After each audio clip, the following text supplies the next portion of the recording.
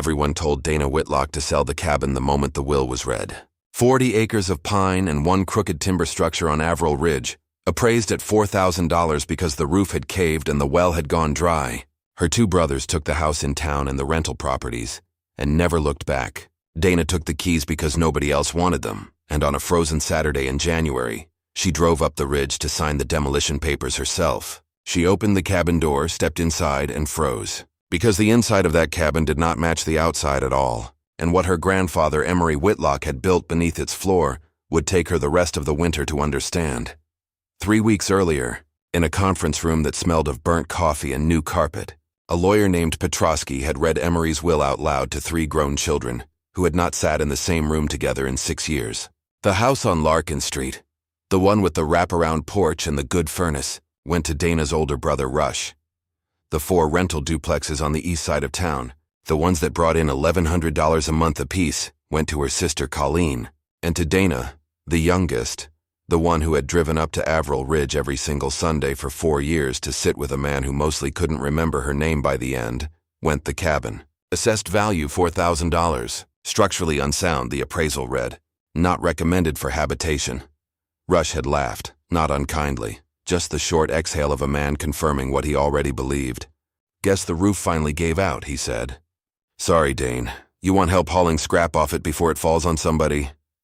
Colleen hadn't laughed. She'd just looked at the paper a moment too long, the way a person looks at a number that doesn't add up, and then folded it and said nothing at all. Dana had said nothing either. She'd sat in the middle chair, the way she always sat in the middle of things in that family, and thought about her grandfather's hands, how they used to smell of cedar shavings and pipe tobacco, how in the last year he'd hold her wrist instead of her hand, because his grip had gone soft as bread dough.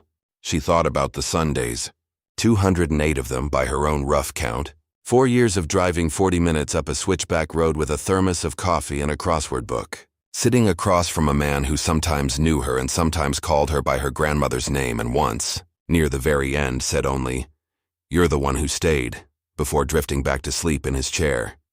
She had thought, at the time, that he meant it as thanks. She had not understood yet that he meant it as a description of a decision he'd already made. Rush had not come to the Ridge in 4 years. He managed a car dealership 2 towns over and called every other month, always starting with, "How's the old man?"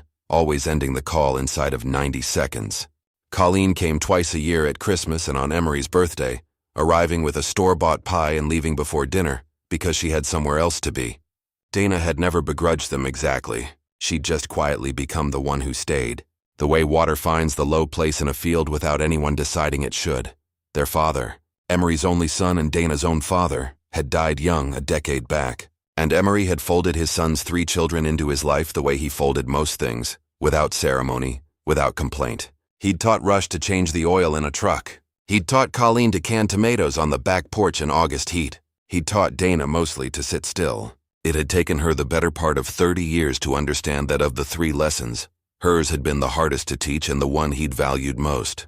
Now the low place had a cabin on it, structurally unsound, not recommended for habitation.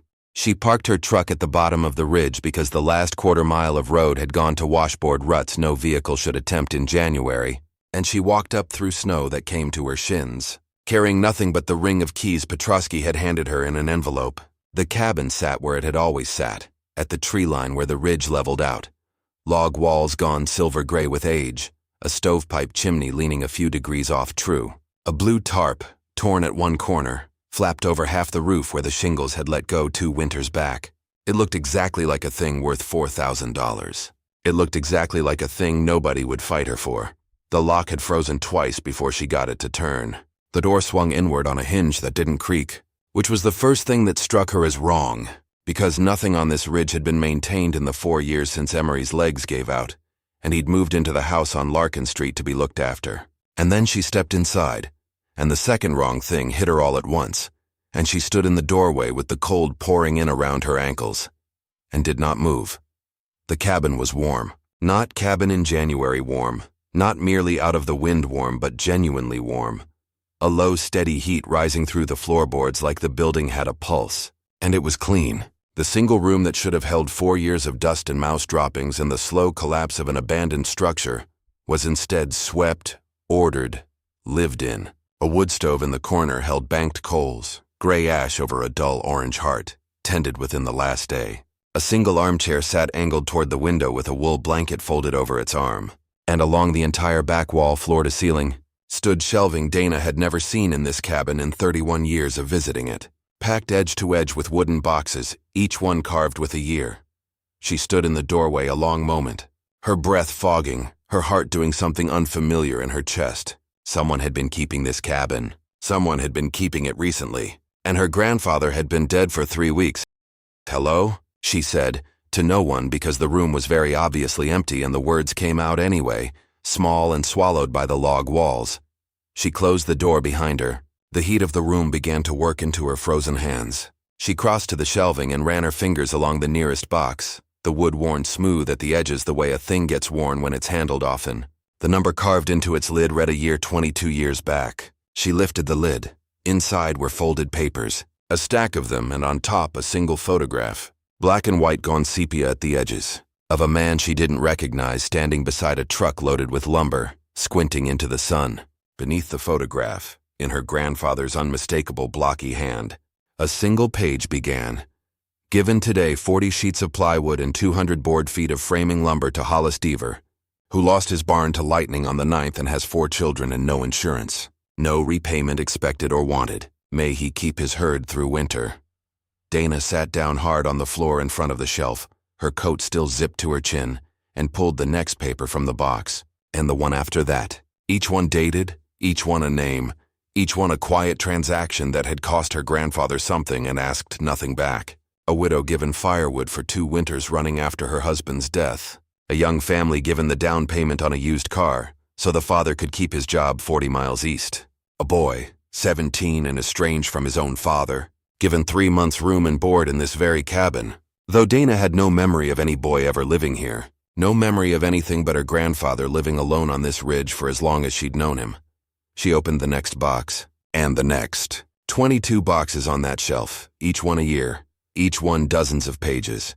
And somewhere in the second hour, sitting on a cabin floor that should have been rotted through and instead radiated warmth from a source she hadn't yet found, Dana understood that her grandfather had spent at least 2 decades of his life quietly rebuilding this county one family at a time, and had told absolutely no one. Near the middle of the shelf, in a box marked with a year she recognized because it was the year her father died, she found something that made her sit very still. A single page, shorter than the rest, in handwriting less steady than his usual hand. "My son is gone and I don't know how to be a grandfather to 3 children who just lost theirs. I am going to do the only thing I know how to do, which is find somebody worse off than me and help them. Because sitting with my own grief has never once made it smaller, and helping somebody else's has. Gave the Renfrow family my truck outright today. Told them it was a loan. It was not a loan." Dana pressed her palm flat against the page and understood for the first time that the Ridge Fund had not simply existed alongside her grandfather's grief. It had been how he survived it. She found the trapdoor by accident, her knee catching the edge of a seam in the floorboards near the stove. A seam disguised beneath a hooked rug she'd always assumed was simply old and threadbare. She pulled the rug back. A recessed ring, flush with the wood, sat where a handle should be. She worked her fingers into it and pulled, and the panel lifted on oiled hinges that had clearly been maintained within days, not years, and a set of narrow stairs descended into a space beneath the cabin that had no business existing beneath a $4,000 structural liability. The room below was small, maybe 10 feet by 12, lined in cedar planking that explained the smell that had followed her father, and now apparently her grandfather's whole life, and it held a workbench, a ledger book the size of a family Bible, and against the far wall, a bank of car batteries wired to a small array of solar panels she hadn't noticed on the roof, because the tarp had covered them. That explained the heat. That explained the light that came on when she found the switch, soft and steady, powered by a system her grandfather had apparently installed and maintained without a single soul on that ridge, knowing it existed. If you've come this far with Dana into that cellar, stay with me, because what her grandfather hid beneath that floor is the reason his own children were never allowed to see it. She opened the ledger on the workbench with hands that had gone unsteady. The handwriting on the first page was younger than the boxes upstairs, dated 34 years back, and it began simply, "This is not charity. Charity makes a man feel the debt every time he passes you on the road. This is quiet. What's quiet doesn't cost a man his pride. And pride is the last thing some of these families have left. Keep it quiet, Emery. Keep it quiet even from your own. She turned the pages. Entry after entry mirrored what she'd found in the boxes above. But here the ledger tracked something else too. A running column of numbers. Deposits and disbursements going back decades. Funded not by any bank account Dana had known her grandfather to hold, but by something the ledger called, in an early entry, the Ridge Fund. Seeded originally by the sale of 100 acres of timberland, Emery had inherited himself and never once mentioned to his children. A later entry dated a decade back noted a second seeding, quieter still, half his own pension, redirected monthly, the other half kept for himself, and never once complained about being thin.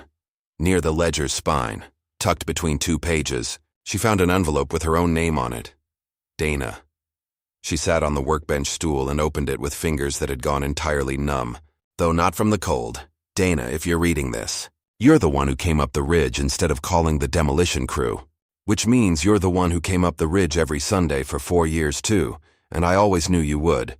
Because you were the only one of the three of you who ever asked me a question about myself, and then waited long enough to hear the answer. Rush wanted to know if I needed anything. Colleen wanted to know if I was comfortable. You wanted to know what I was thinking about. Nobody had asked me that since your grandmother died. And you asked it nearly every Sunday for 4 years straight. Some Sundays when I couldn't have told you my own name. And you never once got tired of asking. I couldn't leave this to Rush.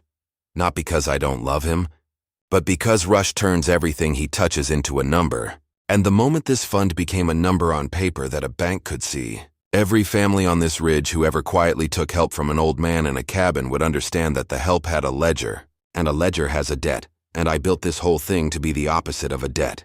I couldn't leave it to Colleen either, not because she's unkind, but because Colleen keeps herself so busy being everywhere that she's never anywhere long enough to sit still with a person who's hurting and just let the silence be enough. This work is mostly silence, Dana. It's mostly just sitting with somebody's shame until they can stand to look at it themselves. I left you a cabin worth $4,000 because I needed your brother and sister to look at it and see nothing worth fighting over. I needed the appraiser to write down a number that would make everyone walk away. What's actually beneath that floor, between the fund and the timber rights I never sold on the back 40, comes to a little over $600,000, and every cent of it is yours to keep the Ridge Fund running or to walk away from entirely. I won't blame you either way, but I will tell you this. There are 11 families right now, tonight, who are getting through this winter because of what's in that cellar, and not one of them knows my name because I made sure of it. And if you close this ledger and drive back down that hill and never come back, they'll simply think the help ran out. The way help sometimes does, and they won't ask why, because people who've been helped quietly learn not to ask. I'm not telling you what to do. I'm telling you what's here. You always were the one who stayed long enough to hear the whole answer. I'm trusting you to stay long enough to hear this one too. I loved you every Sunday, even the ones I couldn't say so. Dana read it twice through, and the second time her tears fell onto the page and she had to lift it away before the ink ran. She sat in that cedar room with the ledger open in her lap and the solar batteries humming faintly behind the wall, and she understood with a clarity that felt almost physical why the door had opened onto warmth when the world outside had told her to expect ruin.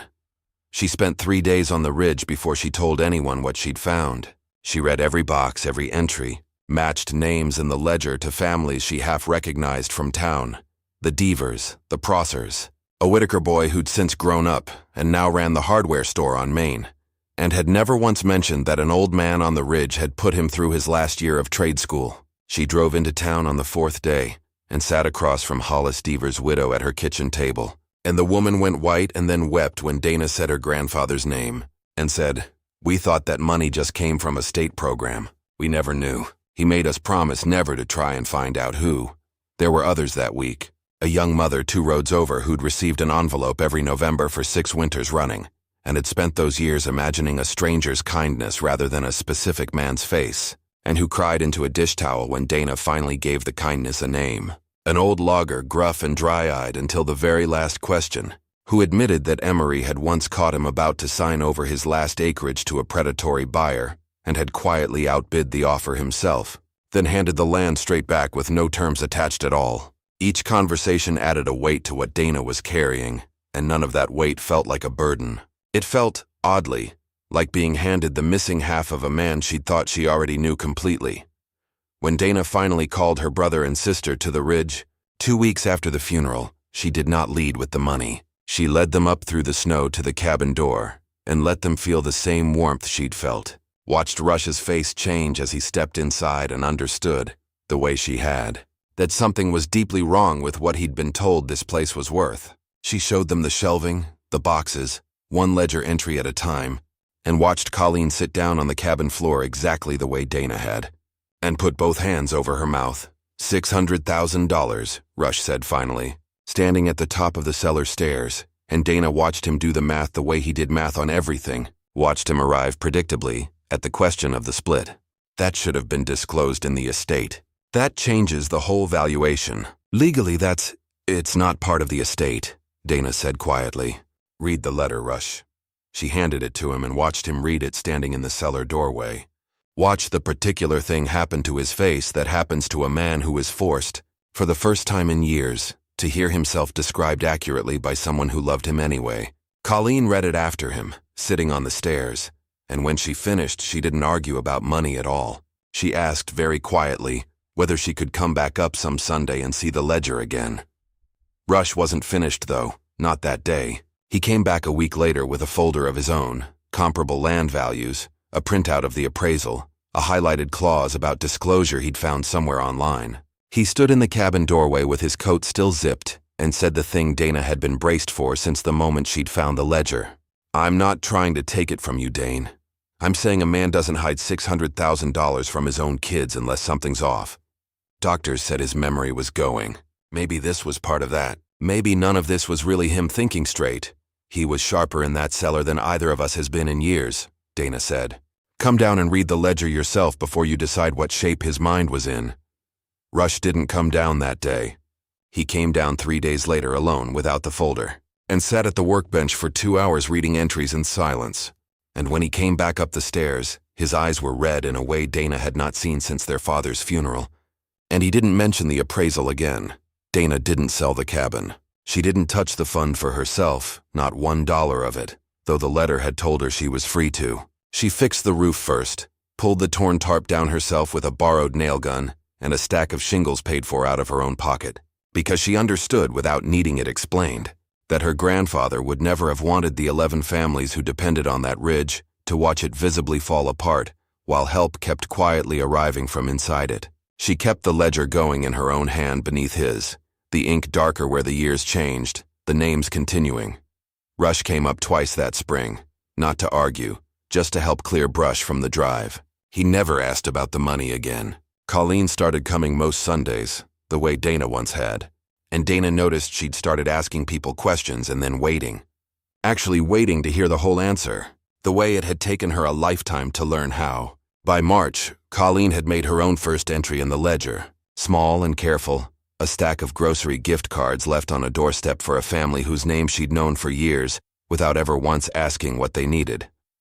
On the first true warm evening of April, Dana sat in the armchair by the window with the wool blanket over her knees. The wood stove banked low because the batteries kept the room warm enough without it now, and she watched the light change gold and then gray over the tree line, where her grandfather had once stood, squinting into the sun beside a truck loaded with lumber for a stranger's barn. Somewhere down the ridge, a family she'd never met would find an envelope on their porch before winter came again, the way 11 families had found one every year for longer than she'd been alive, and they would never know her name, because that had never been the point. She thought about the appraisal, $4,000, structurally unsound, not recommended for habitation. She thought about how everyone had told her to sell it, how her brother had offered, not unkindly, to help her haul the scrap, and she thought about the moment she'd opened that door expecting ruin, and found instead a fire someone had kept alive for her, on purpose, for longer than she'd known to be grateful for it. She got up, added a single log to the stove out of habit more than need, and reached for the ledger. There was work to do. There was always going to be work to do, every winter for as long as she had hands to do it. And for the first time in her life, that felt less like an inheritance and more like being handed the truest thing her grandfather ever owned.